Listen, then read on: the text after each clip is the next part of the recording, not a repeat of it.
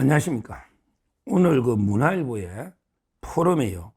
아주 근데 그 법적으로 의미 있는 좋은데 그 칼럼이 하나 실려가지고 소개를 합니다. 또 제가 잘 아는 분이기 때문에 제목은 그 문화일보에 오늘 실린 겁니다. 이충상 교수님 겸 변호사입니다. 이충상. 이분이 그 뭐라고 썼냐. 대법원 이유죄 판단 땐 자판해야 한다. 제가 근데 그 처음 강하게 주장했던 파기 자판 이야기입니다. 대법원에서 이재명이 유죄를 때릴 때는 환송하지 말고 직접 이제 그 파기 자판 스스로 판단해서 끝내야 된다. 이런 데 그 칼럼인데 이게 왜 의미가 있느냐면 여러 데 그 판례와 법리를 소개하고 있고요. 또 이분이 워낙 유명한 분이니까 상당히 저는 영향이 있을 거로 봅니다. 법리는 이게 맞아요. 법리로. 근데 과연 대법원이 용기 있게 하느냐 못하느냐 이게 문제지. 확률은 중요한 게 아닙니다. 이재명이 간데 그 1심 유죄, 2심 무죄 확률이 2%입니다. 파기자판도 이게 한 2, 3% 돼요. 자, 그러면 이제 그 이충상 변호사는 어떤 분이냐? 요걸 이제 먼저 말씀드리고 그 칼럼의 내용을 제가 정확하게 그 소개를 해드리도록 하겠습니다. 이충상 변호사는 이제 고향은 전주입니다. 오히려 이제 호남인데도 불구하고 상당히 보수다. 연세가 이제 57년생인데요. 57년. 지금은 이제 국가인권위원회 위원입니다. 국가인권위원회 그것도 상임위원입니다. 상임위원. 비상임위원도 있고 상임위원 있잖아요. 이번에 김용원 인권위원하고 이제 같이 엄청나게 고생해서 왜 윤석열 대통령에 대해서 인권 침해하느냐? 수사기관 공천은 이런 데 인권의 의결을 이끌어낸 이런 데 그 정통 보수 우파입니다. 고향은 데 그 전주지만. 그리고 이분은 데 그 경북대학교 교수도 하고요.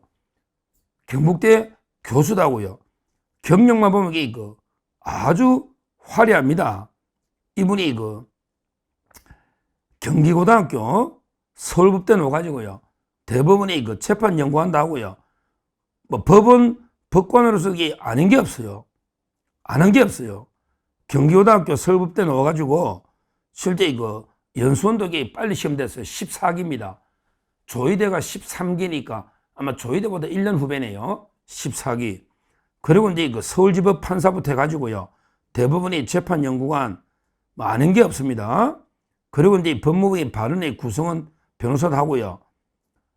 그 다음에 민사법학회 부회장도 하고 경북대 교수회 인권위원회 상임위원회 이런 데 그 의미 있는 자리를 다 거친 이런 데 그 훌륭한 분이 이충상 변호사다. 이걸 먼저 말씀드리고요. 그러면 이제 그 중요한 게 왜 파기 자판을 지금도 저는 해야 된다고 보느냐. 할지 안 할지 이렇게 또 대법원 지켜봐야 되지만 그냥 이건 이게 희망 고문이 아니고 논리를 말하는 거예요. 논리를. 법리를 말하는 거예요. 법리를. 대법원이 이렇게 하는 게 맞죠. 원래는. 법리를 이야기하는 거예요. 파기 자판을 이게 해야 된다. 자, 이유를 쭉 나열합니다. 그 칼럼이 있습니다. 문화일보의 이충상 치면 오늘 칼럼입니다. 첫째, 바로 이제 1, 2심 조사한 증거에 의해서 판결하기 충분하다. 이게 중요한 거예요. 396조에도 이미 증거조사가 완료된 경우에는 굳이 또 고등법원 왜 보내느냐고. 이미 증거조사, 대법원은 정인을 불러서 증거조사를 안 하잖아. 그래서 보내는 거야. 근데 더 이상 정인 부를 이유가 없잖아요. 우리 조희대 대법원장, 제 말이 맞아 안 맞아요? 딱 깨놓고 한번 이야기해 보자고. 정인을 대법원은 못 부르지. 근데 정인이나 더 증거조사 심리 미진일 때는 보내잖아. 파기환송. 근데 이거는 심리 미진이 아니잖아. 이미 증거조사가 완전히 끝났잖아요. 그러면 이게 고등법원 판사 3명이 형량 정하는 게 맞나? 아니면 이게 대법관 12명이 정하는 게 맞나요? 어느 게 맞나요? 예를 들어 고등법원 3명한테 떠넘겨서 너거가 벌금 80만 원 줄지, 너거가 벌금 이게 뭐 징역 1년 때릴지, 너거가 정하라는 건 이거는 이게 무책임한 완전히 밑에 판사들한테 책임을 떠넘기는 겁니다. 밑에 판사 3명이 어떻게 이재명이를 날릴지 안 날릴지 형량을 너 그거 정해봐라. 그럼 이게 대법원은 형량 안 건드리거든요. 이러면 이게 비겁한 거예요. 대법관 12명이 형량을 책임있게 정해라 이 말이야. 1심, 2심, 2審이. 이게 맞잖아. 절규를 왜 고등법원 3명이 나라 운명을 결정하냐고. 고등법원에서 형량을 정해버리면 파기환송해서 대법원은 형량을 못 건드리거든요. 그럼 이게 3명이 정하라는 거 아니야, 나라 운명을. 왜 대법관 12명이 정해야지 하급심한테 떠넘기는 말입니다, 논리가. 그래서 이분도 이게 보십시오. 1, 2심이 조사한 증거에서 판결하기에 충분하다. 근데 뭘 더 심리하라고. 심리 미진일 때는 돌려버려야 돼. 대법원은 심리를 못하니까, 증거조사를. 특히 정의신문을. 그러니까 심리 미진이 아니잖아. 이거는 심리가 끝났잖아요. 법리 문제잖아. 법리 문제. 이거는 바로 판단할 수 있다는 거죠. 1, 2심 중에 찍으면 되니까. 자, 그 다음에 두 번째 논거. 좋습니다. 두 번째 논거는 이제 뭐냐 하면 이게 사례가 확률이 파기자판한 사례가 그렇게 없지 않냐. 그러니까 이제 이번에도 왜 이재명만 하느냐. 이런 게 흔한 일이 아니지 않냐. 확률이 이런 이야기인데요. 근데 이분의 포럼에 보세요. 칼럼에 보면요. 실제 이런 게 있어요.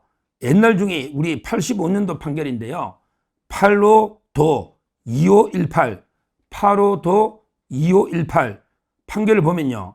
이거는 이제 폭행죄 사건인데, 폭행죄에 대해서 이제 고등법원에서는 공소 기각을 했다고. 폭행이.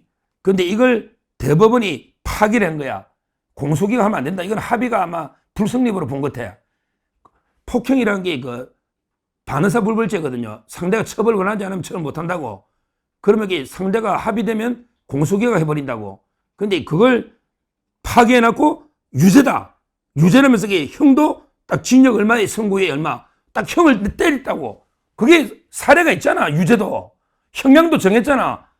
선고유예라는 게 뭐냐면 이번에 북한이 강제 북송시킬 때 왜 징역 6개월에 선고유예 이랬다 있잖아요. 그게 형량을 정한 겁니다. 이번에 1심에서 한 거 있잖아. 그 강제 북송시킨 거. 거기 우리 서훈인가 있잖아요. 몇 명. 정의용이하고 정의용. 전부 이게 선고유예 했잖아. 그러니까 대법원에서 고등법원에게 공소기각 한 걸 대법원에서 유죄를 하면서 형량까지 정했잖아. 양형까지. 충분히 가능하다 이 말이에요. 그리고 이게 또 있네.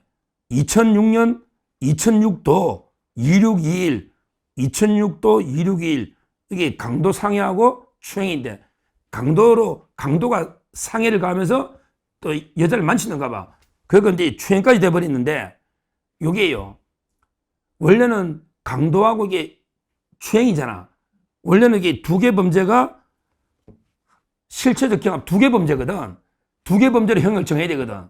별개 범죄잖아. 근데 고등법원에서는 강도를 하면서 상해를 때린 게 이게 추행이다. 하나의 행위로 봐가지고 상상적 경합이라고 이게 받는가 봐. 이게 법리를 잘못했잖아. 이걸 파기한 다음에 아예 징역 3년 6개월로 판결을 해버렸다니까? 가능하잖아요. 대법원이 못하는 게 뭐냐고. 가능하잖아. 두 개 범죄는 별개의 범죄다. 그러면 이게 중앙거에 2분의 1 가서 그래서 3년 6개월이다. 이렇게 대법원이 판결했잖아요. 법리 문제니까. 한 개 행위로 여러 개 죄를 하면 상상적 경합이랍니다. 그 다음에 여러 개 행위로 여러 개 죄를 하면 실체적 경합이랍니다. 실체적 경합은 무거운 죄 2분의 1 가중해. 상상적 경합은 가장 무거운 죄 하나로만 처벌한다고. 더 쉽게 설명하면 예를 들어 윤봉길 의사가 폭탄 하나를 던져가지고 10명이 동시에 죽었다. 그럼 폭탄 하나 던졌잖아. 10명이 죽었잖아. 그러면 이게 10개 살인죄가 상상적 경합이 된다고. 하나의 행위니까. 그러면 이게 그냥 하나 살인죄로 처벌하는 거죠. 근데 그게 아니고 길 가다가 한 명 죽이고 또 그 다음날 또 한 명 죽이고 또 이게 며칠 뒤에 또 한 명 죽이고 이거 10명을 죽이면 이거는 실체적 경합이야. 이럴 때는 이게 살인죄의 2분의 1 가중한다고요. 살인죄 형량에. 이게 실체적 경합이야. 이걸 고등법원이 착각하니까 대법원이 파기한 다음에 자판을 했잖아. 안 돌려보내고 형량을 3년 6개월로 형량을 정했잖아요. 있잖아. 선례가. 근데 이재명은 더 급하지. 특히요. 이건 아주 좋네. 우리나라 이게 법은 일본 걸 그대로 다 베낀 거예요. 솔직히 판례나 법은 일본하고 똑같습니다. 그런 게 분명합니다. 제가 뭐 일본법으로 우리 1961년에 우리 형법 만들 때 일본걸 이게 그대로 베낀 거예요. 그대로. 그건 제가 과정을 잘 아니까. 근데 일본에는요, 아예 이런 게 있어요. 뭐 그냥 일본은 한 40% 이상 파기 재판하니까요. 그대로 이제 항소심 판결을 파기하고요. 그대로 이게 판결한 게 뭐 한두 개가 아닙니다. 특히 일본 판례 중에는 1심의 실형, 2심의 무죄인데요. 3심의 집행유예 딱 재판한 것도 있잖아요. 똑같잖아. 1심 유죄, 2심 무죄, 3심의 집행유예. 우리가 일본 거 똑같이 베껴오는데 판례나 법이 똑같은데 구조가 왜 안 되느냐고. 이게 두 번째 아주 사례를 많이 들고 있습니다. 자, 그 다음에 3번. 여기 아까 제가 강하게 비판한 게 여기 세체 사유입니다. 제가 아까 이게 흥분해가 강하게 주장한 게 딱 교수님이 써놨네. 세체. 당선이 유력한 대선 후보, 저 이재명이죠. 이재명의 피선거권 박탈 여부와 직결되는 양형이라는 중대사를 대법원이 파기 재판하지 않고 파기 환송해가지고 하급심 판사 3명한테 미루는 거는 비급하다. 이게 약간 제 말이죠. 왜? 고등법원에서 형량을 정해라. 그러면 이게 대법원의 형량 못 건드리거든. 대법원은 유죄무죄 판단이니까. 그러니까 100만 원 이상 할지 이하 할지 고등법원 너가 3명이 알아서 해. 이게 얼마나 비급하냐고요. 명색이 최고 대법관이면 12명이 모여가지고 충분히 교황 뭐 뽑듯이 토론해가지고 이재명을 날릴까 말까 형량까지 뭐 새로 정할 뻔 뭐 1심께 있는데 1년. 그럼 이게 12명이 합의해서 형량을 정할 수 있거든. 그 룰이 있거든요. 거기에 따르게 하는 게 당당한 태도지. 이걸 하급심 3명한테 떠넘기나면요. 대법원이 나중에 못 건드려. 못 건드린다고. 대법원은 법률심이니까. 그러니까 미리 대법원이 당선 무효인지 아닌지 정하는 게 이게 너무나 이게 당연하다. 그러니까 이걸 이렇게 떠넘겨서는 안 된다. 이 말입니다. 이 말이에요. 그 다음에 이거 마지막으로 네 번째는 이제 이거 파기환송할 경우 실제 이거 확정이 지연되고요. 또 이게 대립과 이게 극심할 거 아닙니까? 파기 환송해라면 이게 진짜 이만 후보 자기 되나 안 되나 이놈이 이게 곧 날아갈 텐데 후보 어떡하나 엄청난 게 혼란이 올 거 아니냐 이거지. 깔끔하게 파기 재판해서 날려버리라 이거야. 50일 전에. 대통령도 날리는데 뭐 그 날려버리라 이거야. 점점명이. 그러면 이게 민주당이 뭐 후보 김동연이 2등해도 내든지 누가 낼 거 아니에요. 그게 당당한 태도지. 끝없이 논란이 계속된다는 거 아닙니까? 끝없이 그걸 이게 쭉 논란이 계속 중이고 또 이게 특히 일어났고 파기환송식이 나면 또 이게 뭐 민주당에서 별의별 악법을 만들 거 아닙니까? 별의별 법 만들어가기에 뭐 공판 절차가 정지된다. 피고인이 대통령이 될 때는 정지된다. 이런 말도 안 되는 형사법 306조를 뭐 개정한다든지 별의별 법을 만들면서 온갖 게 꼼수 부릴 거 아니야. 그러면 이게 혼란이 계속되니까 아예 그냥 점점이 날려버리라. 이런 게 이야기입니다. 이런 이야기입니다. 그러니까 차라리 대법원이 파기 재판해서 이제 판단해라 이거야. 그래 이재명이 국민이 절반이 원하니까 날리기는 좀 그렇다. 그러면 이게 유죄는 맞다. 우리 법리는 중요하니까. 유죄인데 형량은 이제 뭐 마음이잖아. 솔직히 법리는 선례가 되거든. 우리가 눈 오는 길에도 이게 함부로 걸어가면 안 돼. 뒤에 오는 사람들이 이정표가 된다고. 눈 올 때도 이게 눈길 걸을 때도 똑바로 걸어가야 된단 말이야. 대법원이 유무죄는 똑바로 해야 돼. 그러니까 이거는 이게 누가 봐도 유죄지. 이재명이는 유죄하고 다만 이게 형량은 재량이 있잖아. 그 케이스만 적용되니. 자, 그러면 이게 이재명이는 국민이 판단이 좋겠다. 우리가 날리게 하는 게 국민 뜻이 안 맞다. 벌금 80만이다. 낙한집도 그래 해주라 이거야. 그까지 오케이 인정한다 이거 저는. 그 다음에 요거는 나쁜 놈이니까 1심처럼 징역 1년에 집행유예 2년 때려 날리 되겠다. 이걸 이렇게 결정해 주는 게 이게 대법원다운 태도다. 그 말도 맞잖아. 여기 틀린 말이 어디 있습니까? 파기 환송할 거 하급심 3명이 발발발 떨면서 3명이 80만 원, 100만 원 어떻게 결정하냐고. 12명이 대법관이 결정하면 따르겠다 이거야. 어떤 결정해도. 무죄를 하든 무죄는 파기 재판은 똑같이 확정이니까 무죄를 하든 유죄를 하든 대법원이 끝내주라 이거지. 끝내주라고. 그리고 벌금 100만 원 밑으로 하든 1심처럼 징역 하든 이게 날리든 끝내주라 이거. 대법원이 미루지 말고 더 이상 종결 짓자. 이런 이제 이충상 변호사의 칼럼. 이게 대단한 칼럼입니다.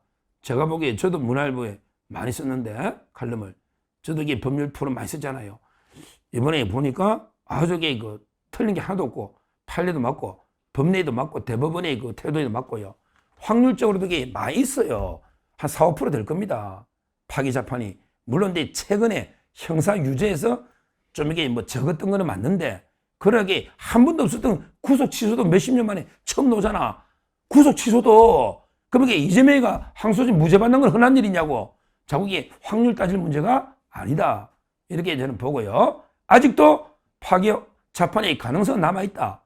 확률이 어떻든 간에 이렇게 보고 이걸 촉구하는 의미. 그 국민들이 요즘 이제 법에 대해서 많이 알잖아요. 특히 저희 TV 많이 보신 분들.